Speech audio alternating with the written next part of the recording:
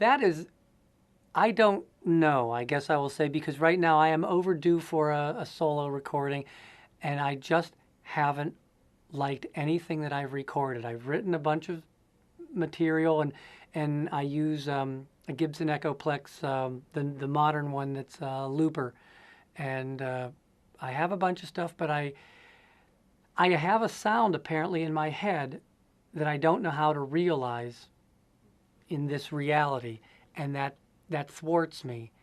At some point, I think I will, like with my previous recordings, I just say that's good enough, and because you can spend thousands, and I don't have I don't have 110,000 to spend on editing.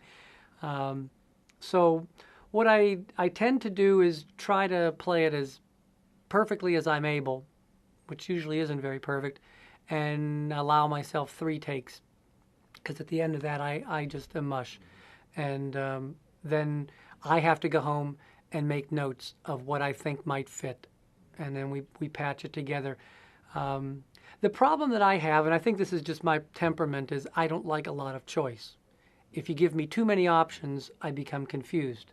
So having a digital reverb is frustrating for me because I just want an echo. I mean, I don't know how to describe it in verbal terms, but then I'll usually know it when it's there.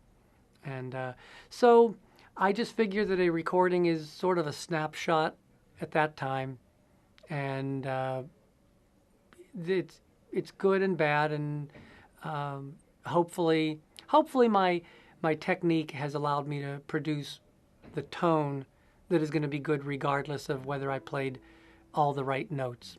Because I think for me, that's the main entrance to music is tone. If somebody has what I consider wonderful tone, I'm theirs. I'll listen. But if I don't like their tone for whatever reason, they can be the greatest player in the world, and I can acknowledge that, but it does nothing for me. That has worked for me, not just from a cost standpoint, but really, I mean, if usually before I go into the studio, I've been playing these pieces for like a year, and at this point, it's longer than that, and so if I just have to get over it and say, like it or not, recording doesn't lie, whereas a snapshot can distort things. Really, what you play into the microphone, to a large degree, I think that's what's there, and it's sobering. Sometimes I think I'm better than I am, and I have to deal with it.